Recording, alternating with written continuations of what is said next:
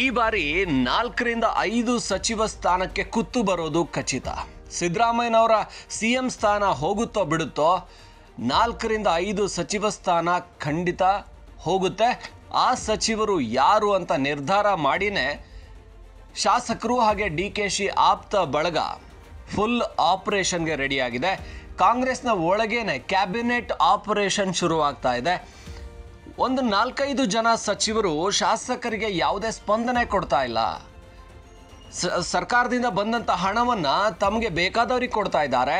ಯಾವ ಕ್ಷೇತ್ರಗಳಿಗೂ ಕೂಡ ಸಮನಾದ ಹಂಚಿಕೆ ಮಾಡುವಲ್ಲಿ ಅವರು ಯಾವುದೇ ರೀತಿಯ ತಾರತಮ್ಯವನ್ನು ತೋರಿಸ್ದೇನೆ, ಪಕ್ಷಪಾತ ಇಲ್ಲದೇನೆ ನಿರ್ಧಾರ ತಗೋತಾ ಇಲ್ಲ. ಇದರಿಂದ ಈ 4 ಸಚಿವರನ್ನು ಕಿತ್ತು ಹೋಗಿರಿ ಅನ್ನುವಂಥ ಒಂದು ಆಕ್ರೋಶ, ಆ ರೀತಿಯ ಒಂದು ದನಿ ದೊಡ್ಡ ಮಟ್ಟಿಗೆ ಸಚಿವರಿಂದ ಕೇಳಿಬರ್ತಾ ಇದೆ. ಆ 4 ಸಚಿವರು, ಆ ಶಾಸಕರುಗಳು ವಿರೋಧಿಸ್ತಾ ಇರುವಂಥವ್ರು ಯಾರು ಆ ಸಿದ್ದರಾಮಯ್ಯನವರ ಆಪ್ತ ಬಳಗದಲ್ಲಿರುವಂಥವ್ರು, ಅವರು ಮಾಡ್ತಿರುವಂಥ ಎಡವಟ್ಟೇನು, ಇದನ್ನು ಫುಲ್ ಡೀಟೇಲ್ ಆಗಿ ನೋಡೋಣ. ಸುರ್ಜೇವಾಲಾ ಅವರ ಮುಂದೆ ಪ್ರತಿಯೊಬ್ಬ ಶಾಸಕರು ಕೂಡ, ಅಂದರೆ ಯಾರ್ಯಾರೆಲ್ಲ ಒಂದಷ್ಟು ಆಕ್ಷೇಪ ಆಕ್ರೋಶ ಇತ್ತು, ಆ 40ಕ್ಕಿಂತ ಹೆಚ್ಚು ಶಾಸಕರನ್ನು ಕೂರಿಸ್ಕೊಂಡು ಮಾತಾಡಲಾಗ್ತಾ ಇದೆ.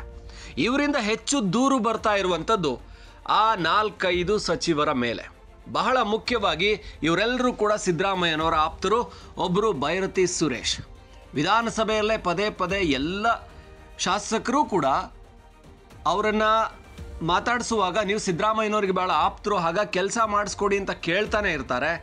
ಬೈರತಿ ಸುರೇಶ್ ಇನ್ನೂ ಕೂಡ ಕಡಿಮೆ ಅನುಭವ ಇರುವಂಥವ್ರು, ಶಾಸಕರಾಗಿ 2ನೇ ಬಾರಿ ಬಂದಿರುವಂಥವ್ರು.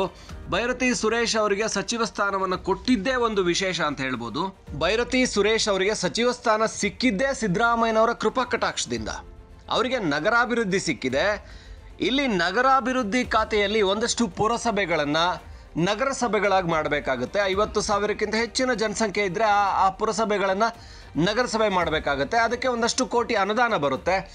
ಹಾಗೆಯೇ ಬೇರೆ ಬೇರೆ ಬೇಡಿಕೆಗಳಿದೆ. ಅಂದರೆ ಈ ನಗರಸಭೆಗಳಲ್ಲಿ, ಪಟ್ಟಣ ಪಂಚಾಯಿತಿಗಳಲ್ಲಿ ಇಲ್ಲೆಲ್ಲ ಕೂಡ ತುಂಬ UGD ಕೆಲಸಗಳಿಗೆ ಒಂದಷ್ಟು ಕೋಟಿಗಟ್ಟಲೆ ಹಣದ ಡಿಮಾಂಡ್ ಇರುತ್ತೆ.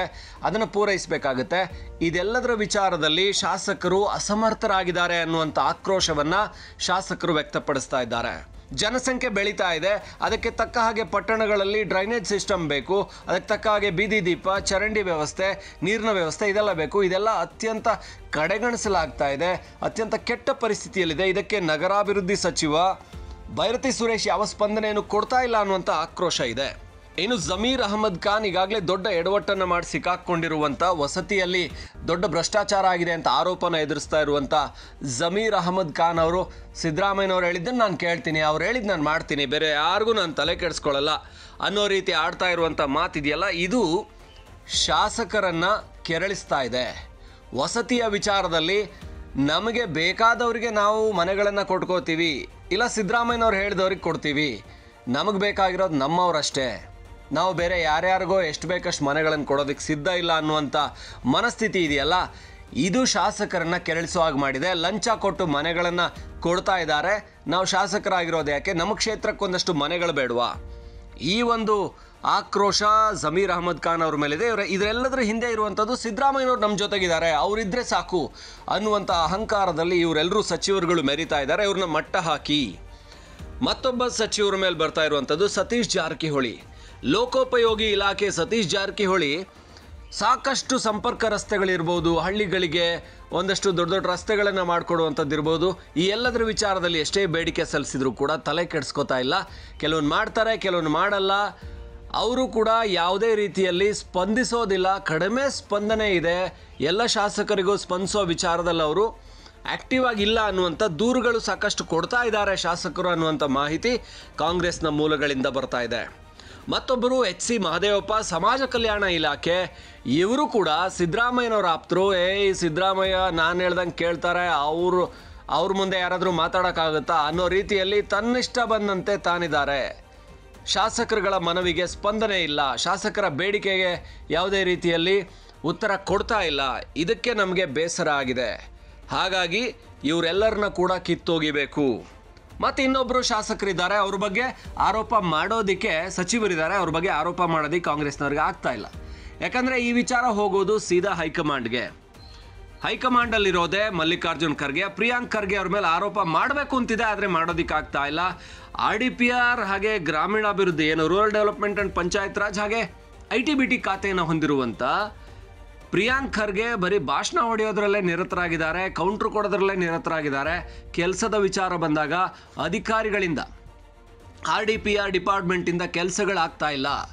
ಇತ್ತೀಚೆಗೆ ಬೆಳಗಾವಿಯಲ್ಲೇ ಒಂದು ಹಳ್ಳಿಯಲ್ಲಿ RDPR ಇಂದ ಬರಬೇಕಾದಂಥ ಒಂದಷ್ಟು ಏನು ಅನುದಾನ ಬಂದಿದ್ರೂ ಕೂಡ ಅದು ಜನರಿಗೆ ಮಂಜೂರಾಗಿದ್ರೂ ಕೂಡ ಜನರಿಗೆ ಸಿಗ್ತಾ ಇಲ್ಲ ಅನ್ನುವಂಥ ಕಾರಣಕ್ಕೆ ದೊಡ್ಡ ದೊಡ್ಡ ಪ್ರತಿಭಟನೆಗಳಾಯಿತು. ರೈತರು ಗ್ರಾಮ ಪಂಚಾಯಿತಿ ಒಳಗಡೆ ಹಸುಗಳನ್ನು ತಂದು ಕಟ್ಟಿದ್ದು ಆಯಿತು, ಎಮ್ಮೆನ ಕಟ್ಟಿದ್ದು ಆಯಿತು. ಬೇರೆ ಬೇರೆ ರೀತಿಯಲ್ಲಿ ಯಾವ ಶಾಸಕರುಗಳಿಗೂ ಕೂಡ ಸ್ಪಂದನೆ ಕಡಿಮೆ, ಬರೀ ಮಾತಾಡ್ತಾರೆ. ಸರ್ಕಾರದ ಪರ ವೋಕಲ್ ಮಿನಿಸ್ಟರ್ ಅಂತ ಅನಿಸ್ಕೊಂಡಿದ್ದಾರೆ. ಆದರೆ ನಮಗೆ ಶಾಸಕರುಗಳಿಗೇನು ಉಪಯೋಗ ಆಗ್ತಾ ಇಲ್ಲ. ನಮ್ಮ ಕ್ಷೇತ್ರಕ್ಕೆ RDPR ಇಂದ ಯಾವುದೇ ರೀತಿಯ ಗ್ರಾಮೀಣಾಭಿವೃದ್ಧಿಗೋಸ್ಕರ ಯಾವ ರೀತಿಯ ಅನುದಾನಗಳು ಸರಿಯಾಗಿ ಸಿಗ್ತಿಲ್ಲ ಅನ್ನುವಂಥ ಆಕ್ರೋಶ ವ್ಯಕ್ತ ಆಗ್ತಾ ಇದೆ. ಆದರೆ ಅದನ್ನು ಹೇಳೋದಕ್ಕೆ ಆಗ್ತಾ ಇಲ್ಲ.